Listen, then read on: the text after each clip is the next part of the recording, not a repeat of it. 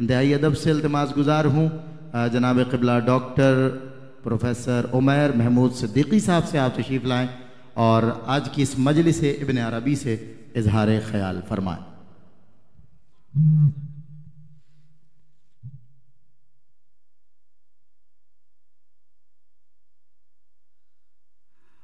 الحمدللہ وحدہ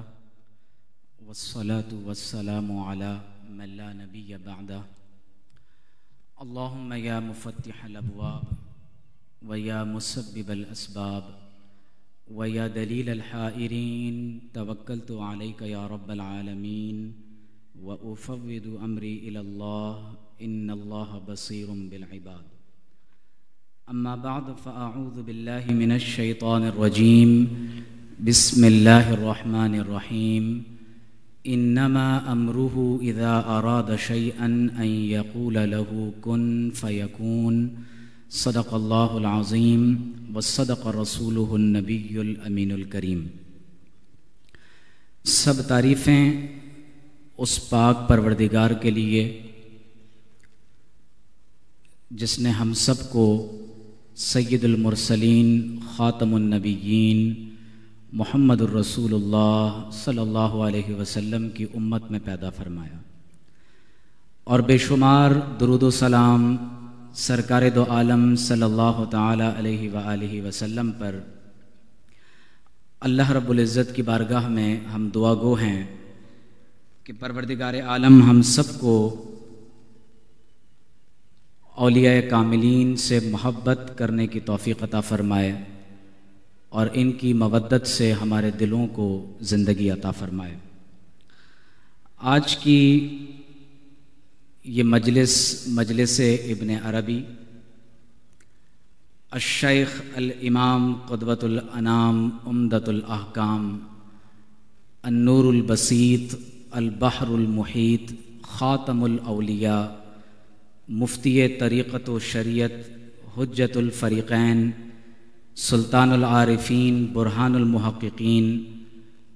محی الملت والدین ابو عبداللہ محمد بن علی بن احمد بن علی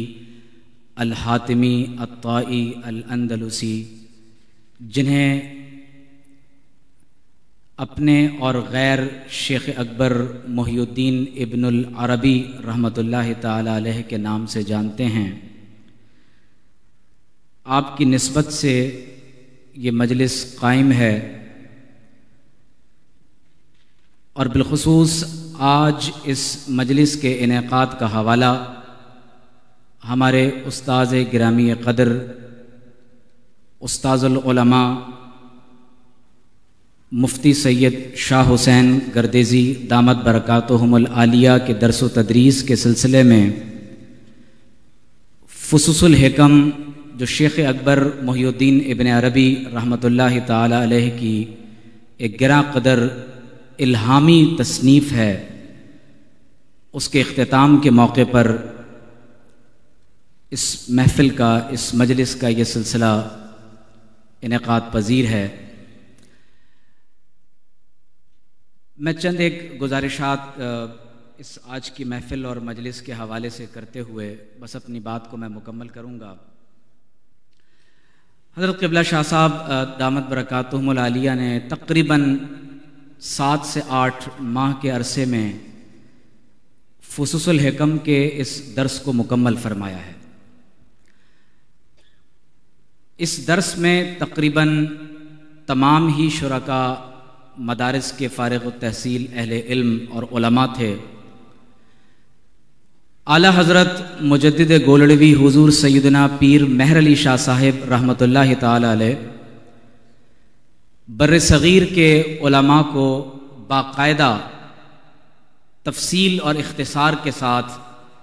فصوص الحکم کا درس دیا کرتے تھے، اور آپ اس بات کا اندازہ اس سے کر سکتے ہیں کہ آج بھی اگر آپ ملفوظات مہریہ کا مطالعہ کریں تو یہ صرف حضرت پیر مہر علی شاہ صاحب رحمۃ اللہ علیہ کے دروس میں سے چند ملفوظات کو جمع کر کے ایک جگہ لکھا گیا ہے، اور یقین جانیں کہ دقیق ترین مسائل کو صرف چند ایک جملوں میں اعلیٰ حضرت علیہ الرحمہ نے اس قدر وضاحت کے ساتھ بیان کر دیا ہے کہ ان سے زیادہ مختصر جملوں میں اس کی مزید وضاحت نہیں ہو سکتی، کیونکہ حضرت قبلہ شاہ صاحب دامت برکاتہم العالیہ کا ایک باقاعدہ سلسلہ روحانی اعتبار سے حضور سیدنا پیر مہر علی شاہ صاحب رحمۃ اللہ علیہ سے جڑا ہوا ہے، تو آپ نے حضور سیدنا پیر مہر علی شاہ صاحب رحمۃ اللہ علیہ کی سنت کو زندہ کرتے ہوئے پاکستان میں فصوص الحکم کے درس کا اجرا فرمایا ہے۔ اور میں یہ گزارش کروں گا کہ وہ تمام اہل علم جو اس وقت آج کی مجلس میں تشریف فرما ہیں کہ وہ اگر ممکن ہو سکے تو حضرت قبلہ شاہ صاحب کے جو متعلقین اور احباب اور متوسلین ہیں، جب کبھی یہ درس کا سلسلہ دوبارہ شروع ہوگا تو آپ رابطے میں رہیں تاکہ آئندہ آنے والا یہ نئے درس کا سلسلہ اس دفعہ اس شان و شوکت کے ساتھ ہو کہ اہل علم کی ایک بڑی تعداد اس درس میں باقاعدہ شریک ہو سکے۔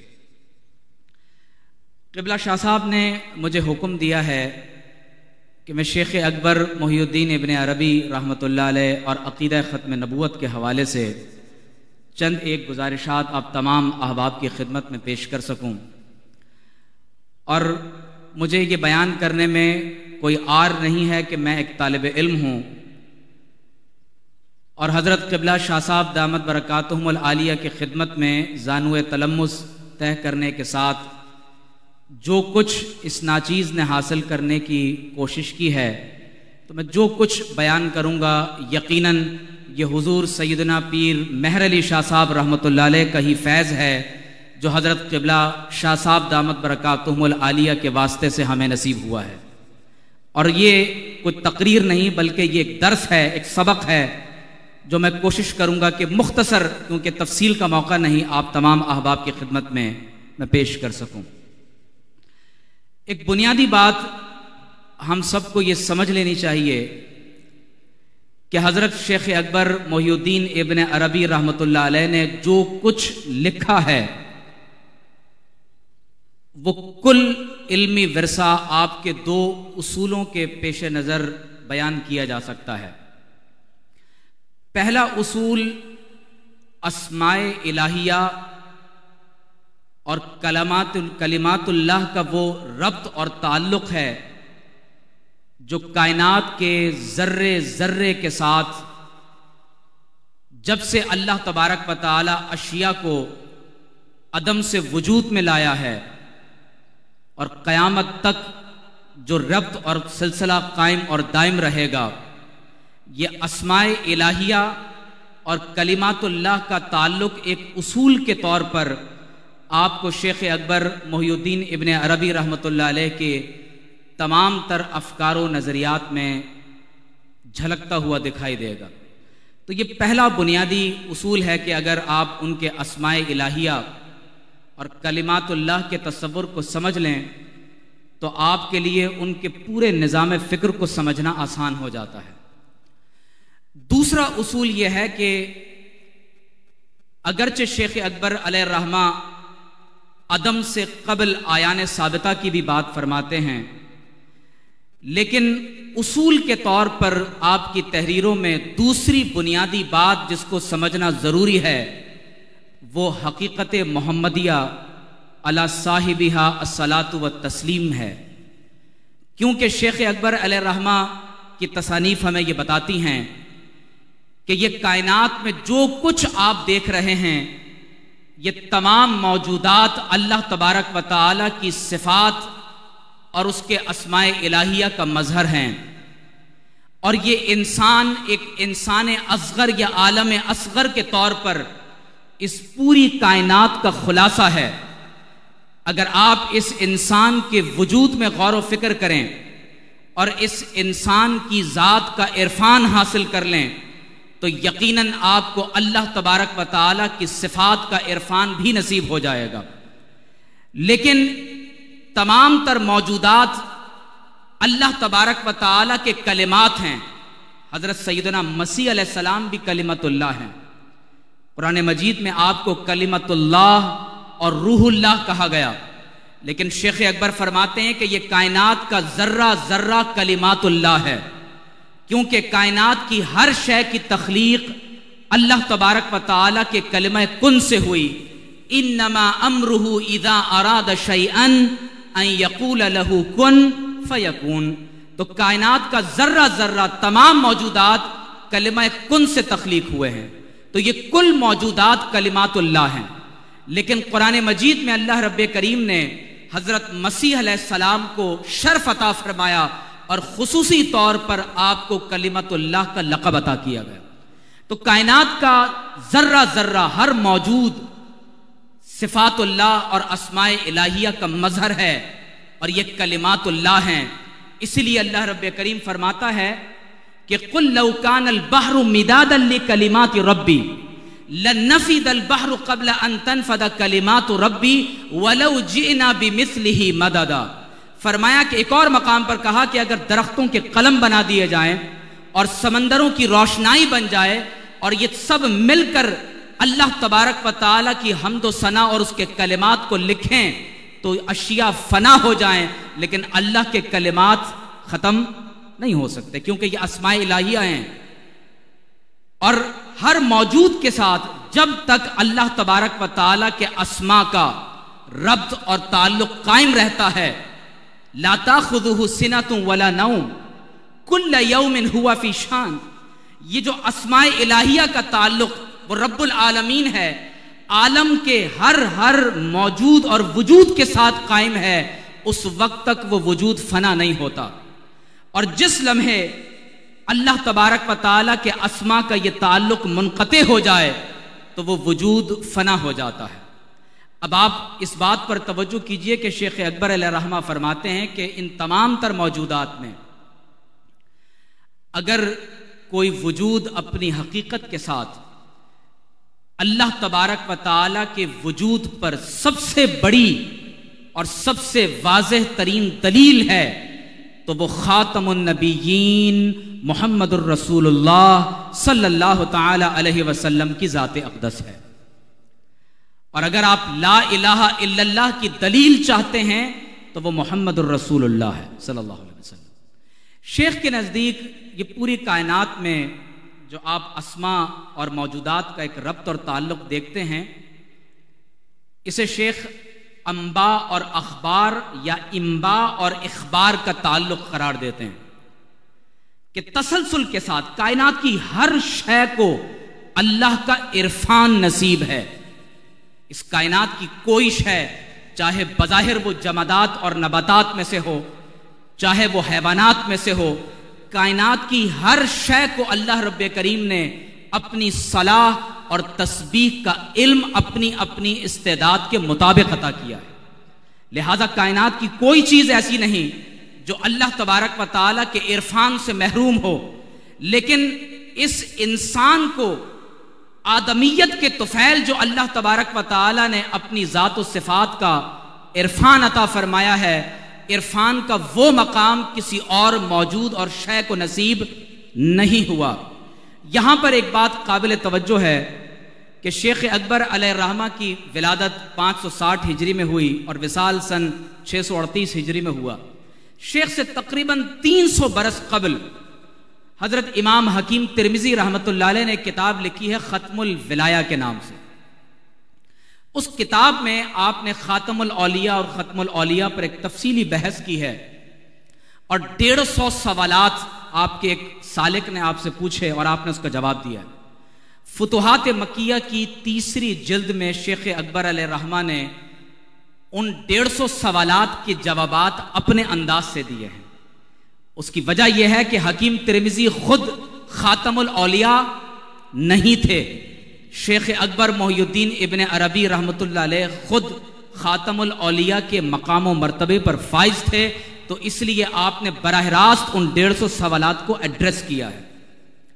تو اگر ہم عقیدہ ختم نبوت کو سمجھنا چاہتے ہیں، درست طور پر سمجھنا چاہتے ہیں، ابھی حال ہی میں جب جاوید احمد غامدی صاحب نے اور بعض اہل حدیث مکتب فکر کے علماء نے شیخ اکبر علیہ رحمہ پر ختم نبوت کے انکار کا الزام لگایا تو ہم نے کوشش کی کہ پروفیسر ڈاکٹر زاہد مغل جو نرس یونیورسٹی میں اکنامکس کے پروفیسر ہیں اور اس ناچیز نے ہم نے مل کر ایک کاوش منظر عام پر لانے کی کوشش کی اور شیخ اکبر علیہ رحمہ کے تصور نبوت اور عقیدہ ختم نبوت پر 27 صفحات سے مضمون پھیلتے پھیلتے تقریباً 650 صفحات تک پہنچ گیا. اور یقیناً یہ حضرت قبلہ شاہ صاحب دامت برکاتہم العالیہ کا فیض ہے کہ جوں جوں ہم اس بحر میں اترتے رہے تو علوم اور معارف کا ایک سمندر ہمیں سامنے نظر آیا اور اندازہ یہ ہوا کہ ہر چیز ایک کڑی کی طرح سے ایک دوسری چیز کے ساتھ منسلک ہے. اگر آپ ان چیزوں کو آپس میں نہ جوڑیں تو کبھی بھی آپ کو شیخ اکبر کے مکمل تصورات سمجھ میں نہیں آ سکتے. اور میں یہ بات یقین کے ساتھ کہتا ہوں کہ حضرت شیخ اکبر علیہ رحمہ نے جو کچھ ارشاد فرمایا ہے وہ براہ راست قرآن و سنت سے مستفاد ہے. آپ کا کوئی تصور، کوئی فکر، کوئی اصطلاح، یہاں تک کہ آپ نے اگر نبوت اور وحی کی اصطلاح کو بھی ایک خاص معنی میں استعمال کیا ہے تو وہ بھی براہ راست قرآن و سنت سے مستفاد ہے. بس فرق یہ ہے کہ جو علماء رسوم شیخ اکبر کی اصطلاح میں ہیں وہ حضور علیہ الصلاۃ والسلام کی العلماء ورثۃ الانبیاء، وہ حضور کی وراثت کو صرف اجتہاد تک محدود کر دیتے ہیں اور شیخ اکبر اجتہاد کے ساتھ اس میں ولایت کو بھی شامل کر کے حضور کی ولایت کے مکمل تصور کو پیش فرماتے ہیں. آپ فرماتے ہیں کہ یہ جو علم کا ذریعہ ہے، تم کبھی بذریعہ وحی علم حاصل کرتے ہو، کبھی اپنے مشاہدہ اور عقل کو استعمال کرتے ہو. آپ نے اہل علم کی کھوئی ہوئی میراث جسے احوال یا ذوق کہتے ہیں، آپ نے ان تمام تر چیزوں کو ایک ڈائریکشن دے کر، ایک منہج عطا کر کے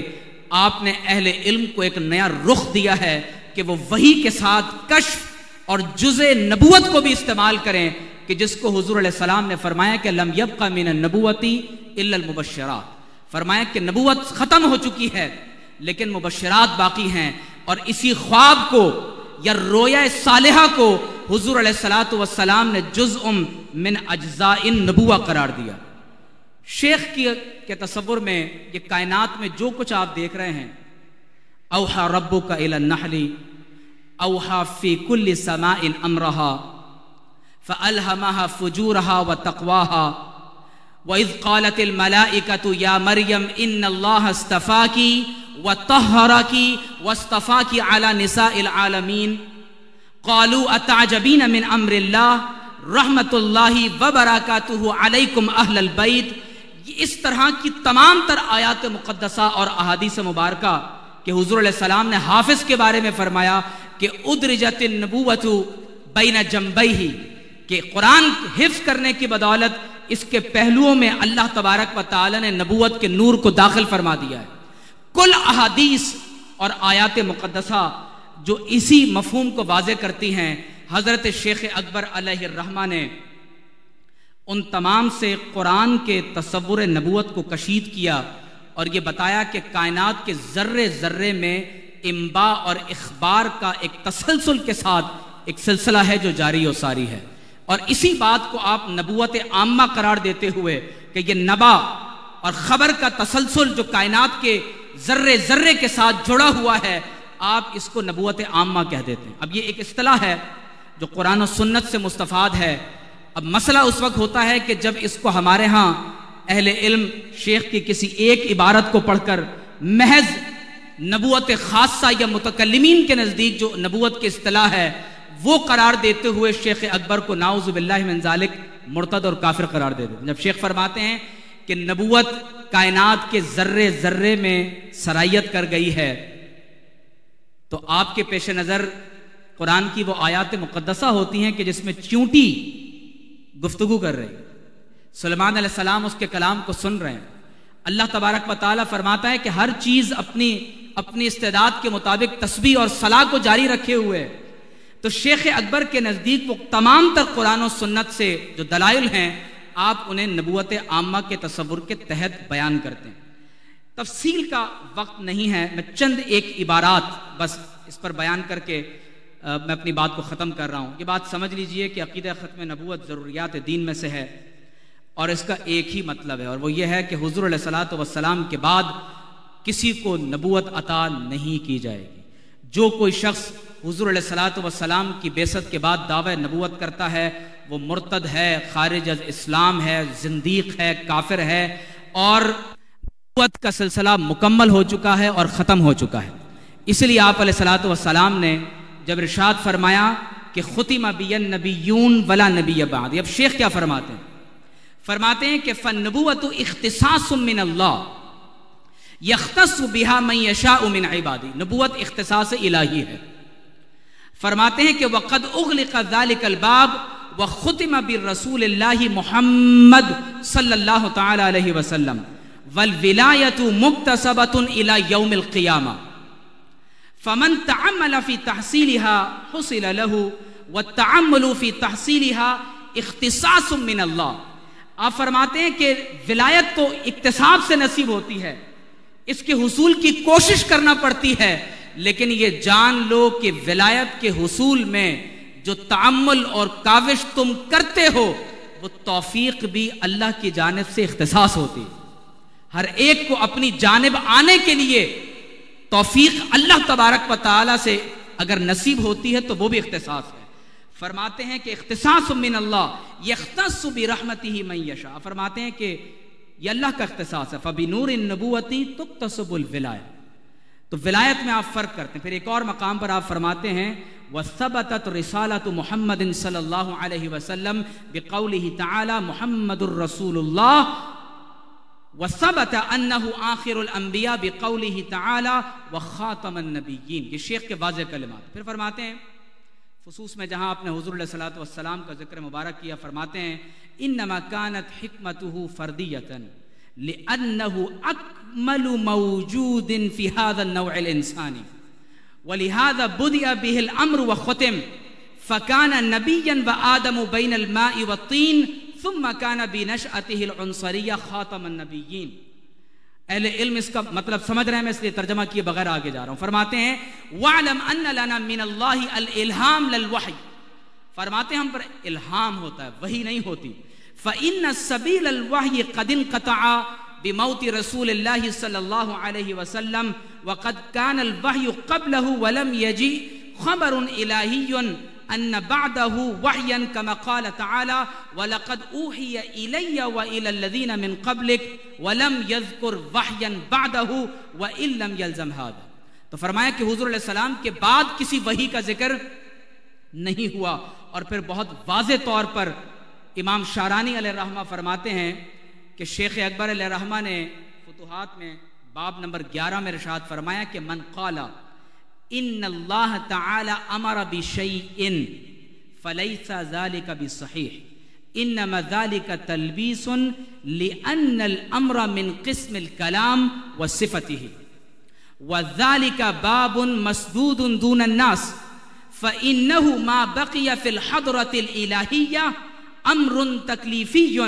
إلا وهو مشروع فما بقي للأولياء وغيرهم إلا استماع أمرها ولكن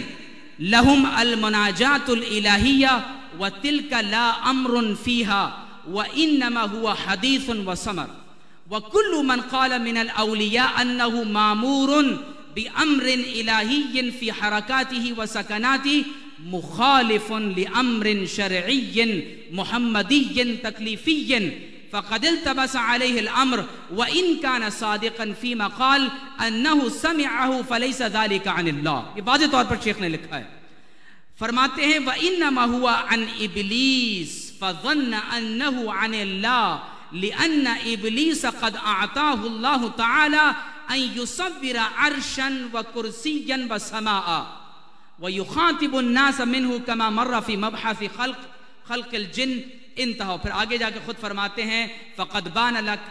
ان ابواب الاوامر الالہیۃ والنواہی قد سدت وكل من ادعاها بعد محمد صلی اللہ علیہ وسلم فهو مدعی شریعت اوحی بها الیہ سواء موافق شرعنا او خالف وان كان مکلفا ضربنا عنقه۔ فرمایا کہ اگر وہ مکلف ہے تو قتل کر دیا جائے گا، اور اگر پاگل ہے، مجنوں ہے، تو اس کو نظر انداز کیا جائے گا۔ آخر میں بس ایک بات کر کے میں اپنی بات ختم کر رہا ہوں۔ اس پر اعتراض یہ ہے کہ پھر شیخ اکبر نے غیر تشریعی نبوت کی بات کی ہے، تو شیخ کے نزدیک اس کی 3 صورتیں ہیں۔ کچھ اہل علم وہ ہیں جو کچھ انبیاء علیہ السلام وہ ہیں کہ جنہیں انبیاء غیر تشریع کہا جاتا ہے، جیسے حضرت ہارون علیہ السلام۔ حضرت ہارون علیہ السلام تابع نبی ہیں حضور سیدنا موسیٰ علیہ السلام۔ آپ کو براہ راست شریعت عطا نہیں کی گئی، بلکہ آپ متحافظ اور معاون وزیر نبی ہیں حضرت سیدنا موسیٰ علیہ السلام۔ شیخ کے نزدیک نبوت کا یہ سلسلہ اس طور پر ختم ہو چکا ہے، اب اس طرح کبھی کوئی نبی تشریف نہیں لائے۔ دوسری صورت شیخ کے نزدیک یہ ہے کہ عقیدہ ختم نبوت کے ساتھ حضور علیہ الصلوۃ والسلام کی بعثت کے بعد انبیاء کرام علیہ السلام میں سے حضرت سیدنا مسیح علیہ السلام کیونکہ حیات ہیں، وما قتلوہ وما صلبوہ، اور اللہ رب کریم نے فرمایا کہ وما قتلوہ یقیناً بل رفعہ اللہ الیہ، اللہ تبارک و تعالیٰ نے آپ علیہ السلام کو زندہ آسمانوں کی طرف اٹھا لیا۔ تو حضرت مسیح علیہ السلام کیونکہ باقاعدہ حیات ہیں، ظاہری حیات کے ساتھ اس دنیا کے اندر موجود ہیں۔ شیخ کے نزدیک یہ جو آسمان ہے یہ بھی آسمان دنیا ہے، تو آپ دنیا میں موجود ہیں۔ تو آپ فرماتے ہیں کہ حضور علیہ السلام کی بعثت کے بعد اب تمام انبیاء کی شریعتیں منسوخ ہو گئیں۔ اب حضرت مسیح علیہ السلام کی جو تشریعی حیثیت تھی وہ غیر تشریعی حیثیت میں منتقل ہو گئی۔ اب لہٰذا جب عیسیٰ علیہ السلام دنیا میں دوبارہ تشریف لائیں گے تو وہ سید عالم محمد الرسول اللہ صلی اللہ تعالی علیہ وسلم کے تابع ہوں گے، آپ کو نبوت سے معزول نہیں کر دیا جائے۔ یہ آپ کی دنیا میں دوبارہ یعنی ہماری اصطلاح کے مطابق آمد ختم نبوت کے اس وقت منافی ہوتی کہ کوئی نئی بعثت دنیا میں ہوتی۔ عیسیٰ علیہ السلام دنیا میں آپ علیہ السلام سے پہلے مبعوث ہو چکے ہیں، تو اگر مسیح علیہ السلام اس دنیا میں آسمان سے نزول فرماتے ہیں اور باقاعدہ حیات ہیں تو یہ ختم نبوت کے عقیدے کے ہرگز منافی نہیں ہے۔ ختم نبوت کے عقیدے کے منافق کسی کی نئی نبوت، نئی بعثت کا اعلان ہوگا اور ایسا شخص مرزا غلام احمد قادیانی کی طرح کافر، زندیق اور مرتد قرار پائے گا۔ تیسری جو صورت ہے،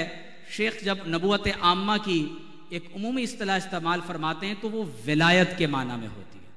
آپ کی اصطلاح نبوت عامہ ولایت کے معنی میں بھی مستعمل ہے۔ اس پر تفصیلی بحث انشاءاللہ تعالی جب یہ کتاب شائع قریب انشاءاللہ ہو جائے گی تو آپ تمام احباب سے گزارش ہے اس کو آپ ضرور کوشش کیجئے گا کہ آپ اس کو دیکھ سکیں۔ میں اپنی گفتگو کو اس بات پر مکمل کر رہا ہوں کہ شیخ اکبر علیہ الرحمہ کی جو فکر ہے وہ ہزاروں صفحات پر پھیلی ہوئی۔ مسئلہ یہ ہے کہ شیخ یہ چاہتے ہیں کہ نا اہل انسان ہماری کتاب کو نہ پڑھے۔ خود فرماتے ہیں کہ نحن قوم النظر فی کتبنا حرام، تو آپ نے منع فرما دیا کہ جس کو یہ ذوق نہیں وہ ہماری کتب کو نہ پڑھے۔ مسئلہ اس وقت ہوتا ہے کہ جب صرف ایک کتاب کو، ایک عبارت کو پڑھ کر کل کا حکم لگا دیا جائے اور شیخ اکبر علیہ الرحمہ کی تکفیر کر دی جائے۔ آپ کی ایک بات ایک صفحے پر ہے تو اس کی اگلی وضاحت 100 صفحات پر کے بعد جا کر یا اس سے اگلی بات آخری جلد یا اگلی مجلدات کے اندر موجود ہوتی ہے۔ تو کوشش یہ کریں کہ حضرت قبلہ استاد صاحب نے جو ابن عربی کے سلسلہ اکبریہ کا فیض اپنے اساتذہ گرامی سے حاصل کرتے ہوئے اس کا اجرا فرمایا ہے، ان علوم کو دوبارہ زندہ فرمایا ہے، اور مادیت کے اس دور میں آپ نے اس علم کو دوبارہ عام کیا ہے۔ ہم کوشش کریں کہ ہم ان جلیل القدر اہل علم کی قدر کریں اور ان کی خدمت میں حاضر ہو کر شیخ اکبر کے اس فیضان کو حاصل کرتے رہیں۔ شیخ اکبر فرماتے ہیں کہ العجز عن درک الادراک ادراکن، اگر تمہیں یہ درک نصیب ہو جائے کہ تم ادراک حاصل نہیں کر سکتے، یہی عجز دراصل اس ادراک کا عرفان ہے۔ اللہ تبارک و تعالی ہم سب کو عمل کی توفیق عطا فرمائے۔ وآخر دعوانا ان الحمدللہ رب العالمین۔